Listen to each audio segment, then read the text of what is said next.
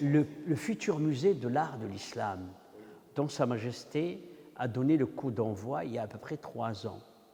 Aujourd'hui, il est prêt. Aujourd'hui, il a été restauré.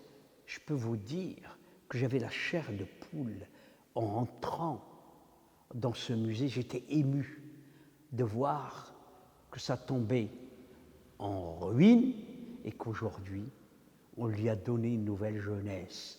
Et ça va être un des plus beaux musées, un des plus grands musées de l'art de l'islam. Vous allez donner le scoop de son inauguration? Quand est-ce que... Je pense qu'on inaugurera début 2023.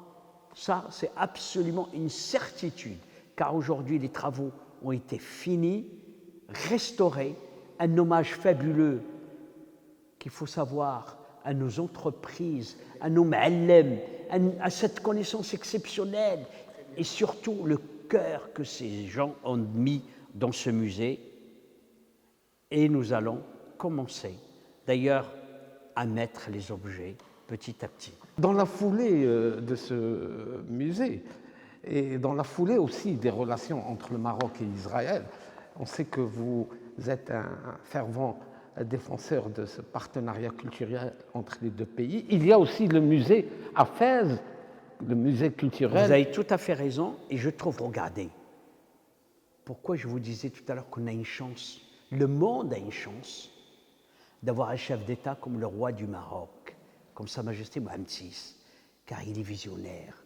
Il a donné le coup d'envoi il y a presque 3 ans pour la restauration du musée de l'art de l'islam, le palais El-Batra, et il a donné le coup d'envoi du musée du judaïsme, et d'où de Fès, la ville spirituelle du pays.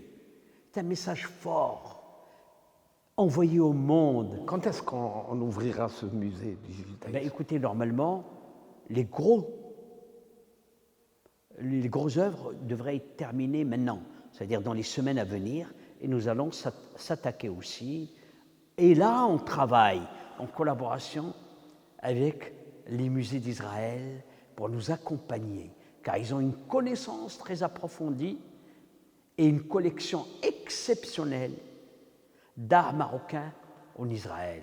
Alors, pour vulgariser la dimension culturelle des musées, je suppose que pour le public marocain, est-ce que les accès sont parfois gratuits? Est-ce que vous allez faire des campagnes aussi auprès des étudiants, des élèves?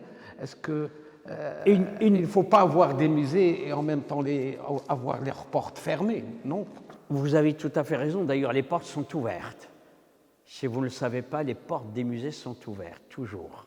Deuxième chose, vous avez tout à fait raison. Notre cible prioritaire, c'est la jeunesse.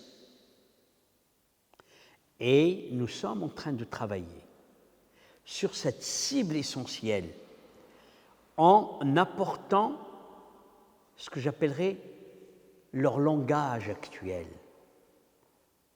les nouvelles technologies qui intègrent tous les musées.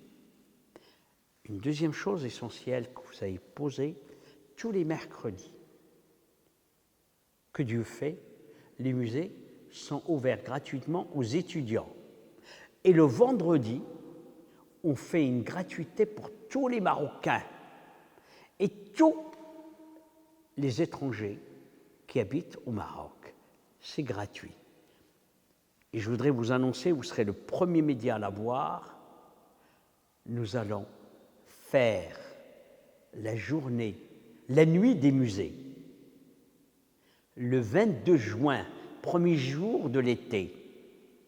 Ça s'appellera la première nuit des musées et des espaces culturels, avec bien évidemment la participation du ministère de la Culture, le musée Saint-Laurent, Pierre Berger à Marrakech. Et aujourd'hui, je peux vous dire que tous les musées et toutes les galeries qu'on a contactées sont totalement enthousiastes, car ces musées seront ouverts gratuitement, et ces galeries et ces espaces culturels seront gratuitement ouverts aux Marocains de 18h à minuit avec des animations.